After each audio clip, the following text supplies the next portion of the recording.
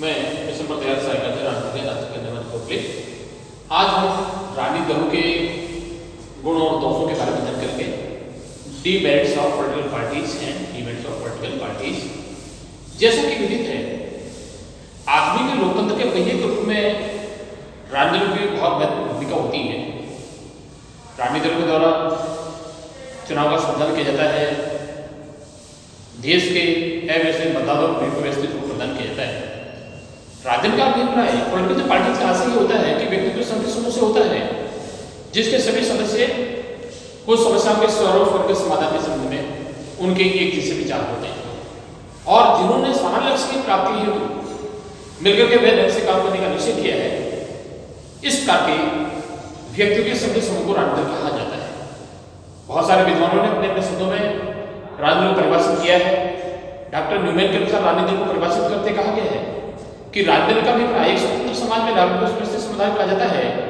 जिसके सभी सदस्य उन समस्याओं के स्वरूप के समाधान में जैसे विचार करते हैं और जो शासन सत्ता को हथियाना चाहते हैं, शासन पर अपना आधिपत्य स्थापित करना चाहते हैं। हेडमैन ने कहा है कि जो एक नारी शक्ति की काम करते हुए जनहित को निरंतर आगे बढ़ाने के प्रयास रहते हैं, इस प्रकार के व्यक्तियों के संगठन समूह को राजनीति कहा जाता है। आइए आज हम राजनीति के गुण और दोषों के बारे में अध्ययन करेंगे। सबसे पहले बात करते हैं कि राजनीति में कौन से गुण पाए जाते हैं। नंबर 1,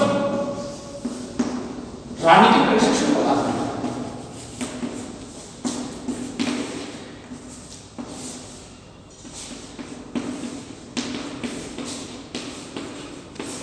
राजनीतिक दलों के द्वारा चुनाव के समय न केवल चुनावी सभाएं की जाती हैं बल्कि उनके द्वारा देश की प्रमुख राष्ट्रीय, आर्थिक, सामाजिक सभी प्रकार की समस्याओं के विभिन्न पहलुओं के बारे में जन सामान्य को जानकारी प्रदान की जाती है। राजनीतिक दलों के द्वारा देश के मतदाताओं का विभिन्न समस्याओं के बारे में उनका ध्यान आकर्षित किया जाता है। विभिन्न समस्याओं के स्वरूप को उनके द्वारा स्पष्ट किया जाता है। जो राजनीतिक बड़े प्रेक्षक के जो प्रश्न होते हैं, बड़े जो क्वेश्चन होते हैं, उनको राजनीति के द्वारा स्पष्ट किया जाता है। राजनीति दलों के द्वारा केवल चुनावी अभियान से जाता है बल्कि चुनाव के समय जिस प्रकार से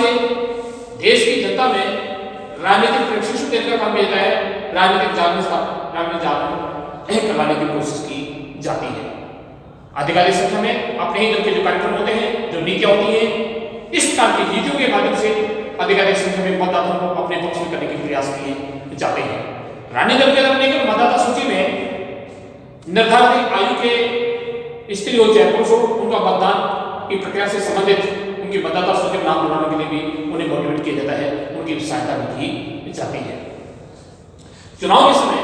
सभी राजनीतिक दलों के द्वारा अपने ही जो कार्यकर्ता होते हैं, जो प्रत्याशी होते हैं, उनको जिताने के लिए जनता को अपने इलेक्ट्रॉनिक वोटिंग जो मशीन होती है EVM के माध्यम से मतदान की प्रक्रिया को भी समझाने का प्रयास किया जाता है और सभी प्रकार की जो प्रशिक्षण की बात होती है, ट्रेनिंग की बात की जाती है। कहने को यह था मतदाता सूची में नाम जुड़वाने से लेकर के मतदान की प्रक्रिया के संबंध में उन्हें सर्व समाज को जानकारी प्रदान करने का कार्य भी राजनीतिक दल किया जाता है। राजनीतिक दल के अभाव में ये कार्य करना बहुत मुश्किल हो जाता है, लेकिन सभी राजनीतिक दलों के द्वारा समय समय पर चुनावी सभाओं का आयोजन किया जाता है, मतदाताओं की भीड़ को व्यक्त किया जाता है और देश की जो समस्या, जो राष्ट्रीय समस्या होती है, जो स्थानीय समस्या होती है, जो प्रादेशिक स्तर की समस्या होती है, इन सभी समस्याओं के बारे में देश की जनता को समान रूप से जानकारी प्रदान करने का काम भी राजनीतिक दल किया जाता है। तो कहने का मतलब यह था कि देश की जनता में राजनीतिक चेतना उत्पन्न करने का जो काम किया जाता है वो राजनीतिक दल किया जाता है। विभिन्न प्रकार के जो समस्याएं होती हैं, उन समस्या के समाधान के संबंध में सरकार के द्वारा जो प्रयास किया जाता है और सरकार के द्वारा किए प्रयासों की संपूर्ण रूप से जानकारी जन समाज को प्राप्त होती है, तो जानकारी दी जाती है, वो इन्हीं राजनीतिक के माध्यम से द्वारा दी जाती है। दूसरा सबसे महत्वपूर्ण काम से बात की जाती है कि राजनीतिक के द्वारा जनता सरकार के बीच एक पुल के रूप में बात की जाती है। जनता और सरकार के बीच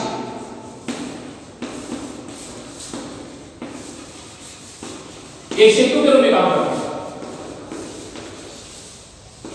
राजनीतिक दलों की वही स्थिति होती है जो स्थिति एक नदी के दोनों रंग बदलने का काम उनके द्वारा किया जाता है। अर्थात जन सामने की समस्याएं होती है, सरकार के सामने सरकार की समस्याओं को सरकार तक पहुंचाने का काम राजनीतिक दल किया जाता है। क्षेत्र विशेष की जो समस्याएं होती हैं,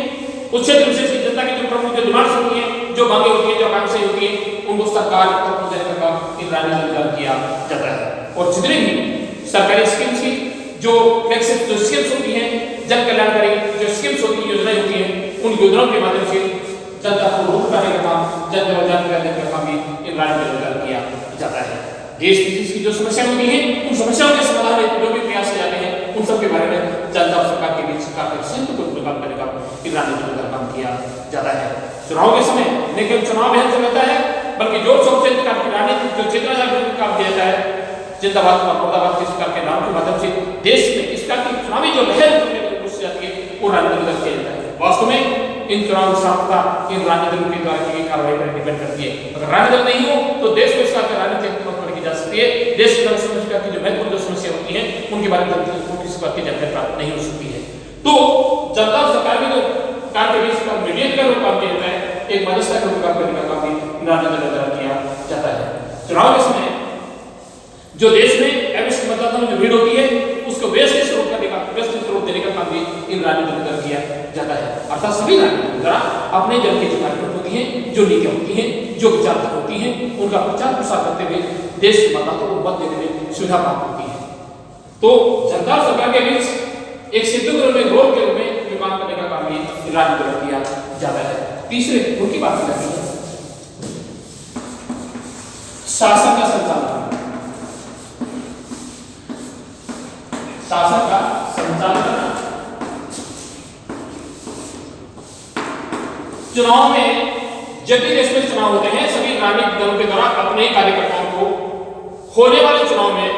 अपने ही दल की ओर से प्रत्याशी बनाया जाता है और उसे जिताने के भरसक प्रयास किए जाते हैं।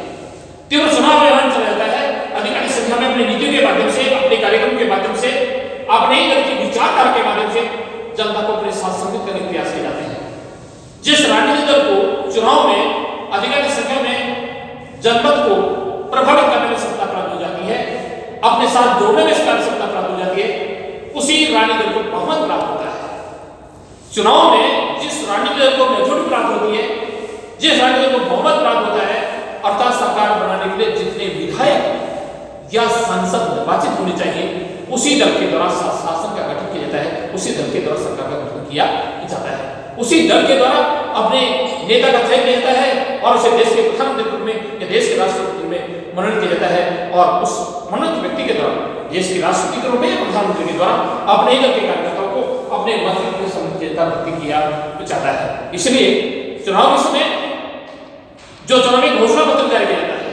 उसी घोषणा पत्र को व्यवहारिक रूप देने का काम भी इस बहुमत प्राप्त दल के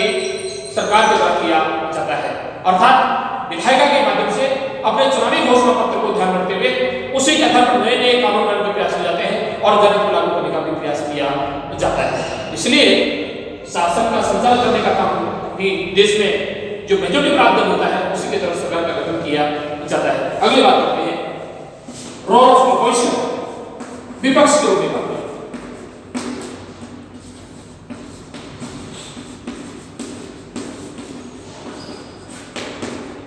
प्राय चुनाव में सभी राजनीतिक दलों के द्वारा अधिकांश संख्या में अपने ही प्रत्याशी को जिताने के भरसक प्रयास किए जाते हैं, लेकिन जिस राजनीतिक को चुनाव में मेजॉरिटी प्राप्त नहीं होती है, बहुमत प्राप्त नहीं होता है, अर्थात सरकार बनाने के लिए जितने विधायक, जितने सांसद निर्वाचित होने चाहिए, उतने संख्या में भी सदस्य निर्वाचित नहीं होते हैं, उस दल के द्वारा विपक्ष के रूप में काम करके निश्चित किया जाता है। अर्थात बहुमत प्राप्त दल के द्वारा सरकार का गठन किया जाता है और जिस दल को बहुमत प्राप्त नहीं होता है, उस दल के द्वारा सत्ताधारी दल की नीतियों की रचनात्मक आलोचना करने का काम किया जाता है, जो इसे विपक्ष के रूप में। आधुनिक लोकतंत्र के पहिए के रूप में सशक्त एक शक्तिशाली विपक्ष की बहुत महत्वपूर्ण भूमिका होती है, क्योंकि सदैव सत्ता पक्ष को विपक्ष का भय सताता रहता है, क्योंकि सत्ताधारी दल को सदैव सरकार की उसे डाउट रहता है कि कहने के विपक्ष के द्वारा उसकी नीतियों में किसी प्रकार की कमी नहीं रह जाए और जनता को विरुद्ध उसके विरुद्ध भड़काया जा सकता है। इसलिए कोई भी राजनीतिक, कोई भी प्रकार के पॉलिटिकल पार्टी जो लोग होते हैं, वे किसी भी जनता के भाव को नाराजगी मोल लेना नहीं चाहते हैं। निश्चित कार्यकाल के बाद उन्हें वापस सरकार के पीछे जाना होता है, इसलिए ये बात कही जा सकती है। तो विपक्ष में काम किया जाता है, एक शक्तिशाली विपक्ष में कभी भी सरकार तानाशाही नहीं बन सकती है। अब बात करते हैं कि राजनीति में किस प्रकार के अवगुण पाए जाते हैं। जिस प्रकार से राजनीति में जो गुण पाए जाते हैं उसी प्रकार से राजनीति में बहुत सारे अवगुण पाए जाते हैं। पहला अवगुण की बात करते हैं, देश के महत्वपूर्ण समय और धन की बर्बादी। समय एवं धन की बर्बादी।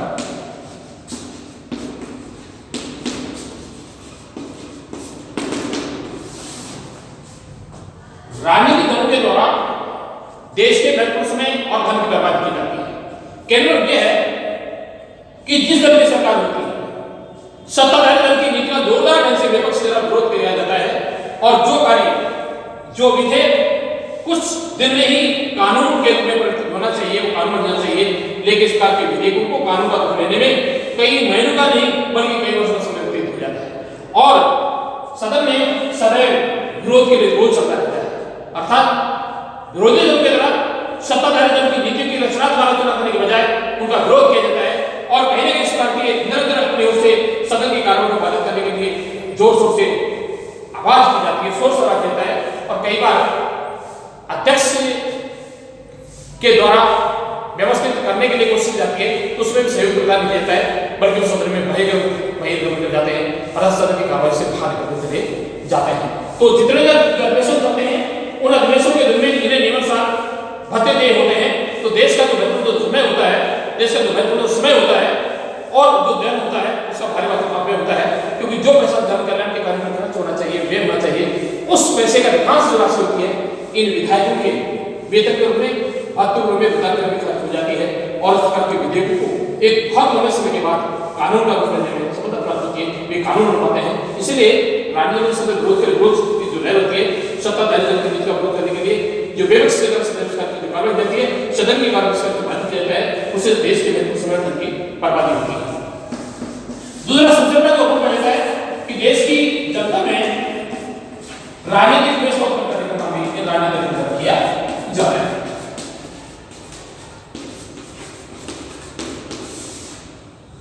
सभी राजनीतिक दलों के द्वारा